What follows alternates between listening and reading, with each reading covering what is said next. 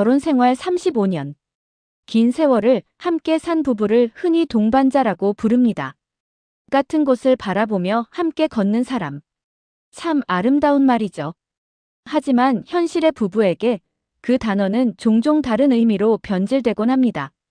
서로의 발목을 잡고 늪으로 끌고 들어가는 족쇄.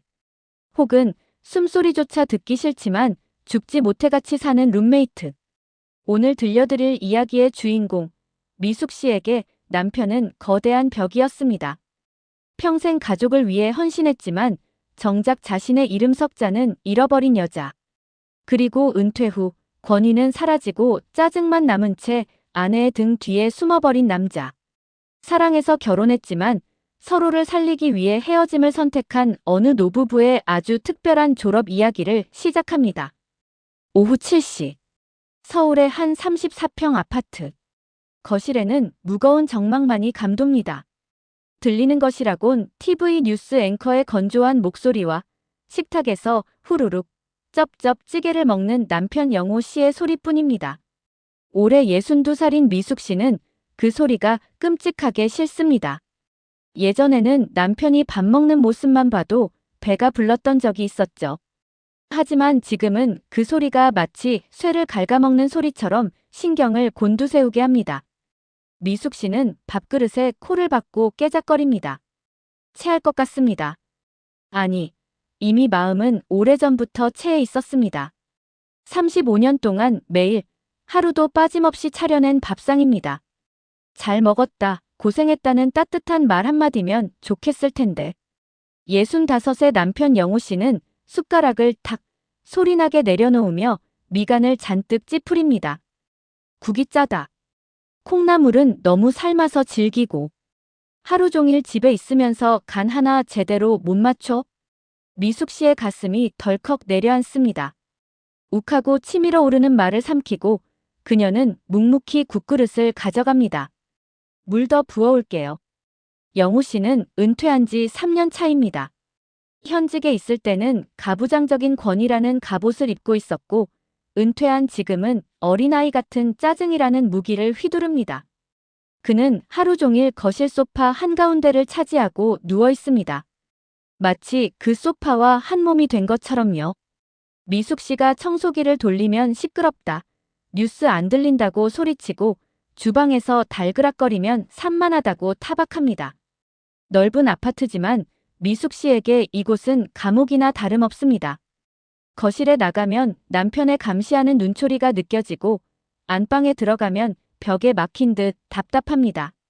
숨을 쉬고 있어도 쉬는 것 같지 않은 질식감. 미숙 씨는 설거지통에 그릇을 거칠게 던져 넣으며 생각합니다. 내 남은 인생도 저 쩝쩝거리는 소리와 잔소리를 들으며 끝나게 될까? 이게 정말 내 인생의 전부일까? 자녀들이 모두 결혼해 집을 떠난 뒤 부부 사이의 완충지대는 사라졌습니다. 과거에는 아이들 이야기라도 했지만 이제 두 사람 사이에는 대화가 없습니다. 남은 건 지독한 권태와 서로를 향한 날 선 감정뿐입니다. 특히 영호 씨는 전형적인 젖은 낙엽이 되었습니다. 일본 속담에 은퇴한 남편을 누래 옷이 바젖은 낙엽나고 한다죠. 신발 바닥에 착 달라붙어 아무리 빗자루로 쓸어내려 해도 떨어지지 않는 축축한 낙엽 말입니다. 영호 씨는 친구도 취미도 없습니다. 평생 일만 하다 보니 노는 법을 잊어버린 겁니다. 그러니 그의 유일한 관심사는 아내 미숙 씨뿐입니다. 애정이 아닙니다. 집착이자 의존이죠. 미숙 씨가 외출이라도 할라치면 현관까지 따라와 꼬치꼬치 캐묻습니다. 어디가? 누구 만나? 남자가 나오나? 몇 시에 들어와? 내 저녁은? 미숙 씨는 한숨을 푹 쉽니다. 고교 동창 순자 만나요. 저녁 전에는 올게요. 국 데워 드세요. 제발 좀 묻지 좀 마세요. 도망치듯 나온 바깥 세상. 하지만 그녀의 자유는 오래가지 못합니다. 30분 간격으로 전화기가 울려대니까요. 리모컨 어디 있나? 양말이 짝이 안 맞는다. 배고프다. 언제 오냐? 미숙 씨는 카페에 앉아 친구들과 수다를 떨면서도 마음은 가시방석입니다. 친구들이 묻습니다. 너 왜 자꾸 핸드폰만 봐? 미숙 씨는 쓴웃음을 짓습니다. 집에 있는 큰 아기 때문에. 파란 하늘이 그녀에게는 쇠창살처럼 느껴집니다. 사실 두 사람은 이미 각방을 쓴 지 오래입니다. 밤이 되면 영우 씨는 거실에서 트로트 방송을 크게 틀어놓고 잡니다. 미숙 씨는 그 소리가 듣기 싫어 안방 문을 걸어 잠그고 귀마개까지 합니다. 한 집에 살지만 대화는 카카오톡으로만 오갑니다. 밥 식탁 위에 있어요. 드세요. 세탁기 다 돌아갔어. 널어. 이건 대화가 아닙니다. 그저 업무 지시일 뿐이죠. 어느 날 새벽 목이 말라 거실로 나온 미숙 씨는 소파에서 입을 벌리고 자는 남편을 물끄러미 내려다보았습니다. 흘러내린 침, 불룩 나온 배, 코를 고는 소리, 그리고 퀴퀴한 냄새. 순간 등골이 서늘해지는 소름 끼치는 낯설음이 밀려왔습니다. 이 남자는 누구지? 내가 왜 이 낯선 남자와 한 집에서 살고 있지? 사랑은커녕 전후에마저 사라진 자리. 그를 봐도 아무런 감정이 들지 않는다는 사실. 미움보다 더 무서운 건 무관심이라는데 미숙 씨는 남편이 차라리 투명 인간이었으면 좋겠다고 생각했습니다. 우린 이미 끝난 게 아닐까? 그냥 관성으로 같이 굴러가고 있는 게 아닐까? 깊은 밤, 미숙 씨의 한숨이 어둠 속에 무겁게 내려앉습니다. 골물대로 골문 상처는 결국 터지기 마련입니다. 사건은 예고 없이 찾아왔습니다. 미숙 씨가 심한 몸살 감기에 걸려 알아누운 날이었습니다. 열이 펄펄 끓어 물 한 모금 넘기기 힘든 상황. 머리가 깨질 듯 아파 신음하고 있는데 벌컥 방문이 열렸습니다. 영우 씨였습니다. 걱정스러운 눈빛. 아니요. 짜증 섞인 표정입니다. 그는 아픈 아내의 상태를 살피기는커녕 대뜸 이렇게 말했습니다. 아파? 약 먹어. 근데 밥은 없어. 나 배고픈데. 일시 넘었어. 미숙 씨는 귀를 의심했습니다. 평생을 수발들었는데 아픈 날조차 밥 타령이라니. 몸이 안 움직여서. 미안해요. 시켜 드시던가 라면 좀 끓여 드세요. 그러자 영우 씨가 혀를 차며 내뱉습니다. 쳇, 하루 종일 집에 있으면서 몸 관리 하나 못해? 남편한테 라면을 끓여오라니. 내가 평생 돈 벌어다 줬으면 따뜻한 밥 정도는 얻어먹을 자격 있잖아. 식모가 아프면 집안 꼴이 이게 뭐야. 식모. 그 단어가 미숙 씨의 뇌관을 건드렸습니다. 그녀 안에서 팽팽하게 당겨져 있던 이성의 끈이 투둑하고 끊어졌습니다. 그녀는 이불을 박차고 일어나 식탁 위에 있던 물병을 바닥으로 내던졌습니다. 와장창. 유리 조각이 사방으로 튀었습니다. 영우 씨가 놀라 뒷걸음질 칩니다. 당신 손 없어, 발 없어. 평생 밥 차려줬으면 됐지. 아픈 사람한테 밥 타령이야? 내가 당신 밥 해주는 식모야. 나도 사람이야. 사람이라고. 미숙 씨의 절규는 울음이 되어 터져 나왔습니다. 내가 당신한테 뭘 그렇게 잘못했어? 35년을 종처럼 부려먹었으면 됐잖아. 이제 그만 좀 해. 영호 씨도 지지 않고 소리칩니다. 뭐? 이 여자가 미쳤나? 어디서 눈을 부릅떠. 가장한테 대들어. 그날 밤 아파트에는 고성이 오가고 집기들이 날아다녔습니다. 서로를 향한 비난과 저주. 35년간 꾹꾹 눌러왔던 화산이 폭발한 것입니다. 다음 날 아침, 폭풍이 지나간 자리는 고요했습니다. 하지만 그 고요함은 평화가 아니라 폭발 직전의 냉기였습니다. 식탁에 마주 앉은 두 사람. 미숙 씨는 퉁퉁 부은 눈으로 품에서 서류 봉투 하나를 꺼내 남편 앞에 내밀었습니다. 영우 씨는 흠칫 놀랍니다. 이게 뭐야? 이혼 소송이라도 하겠다는 거야? 미숙 씨가 차분하지만 단호한 목소리로 말합니다. 아니요. 이혼은 법원 가기도 귀찮고 복잡해서 싫어요. 우리 졸혼해요. 졸. 혼? 그게 뭔데? 결혼을 졸업해?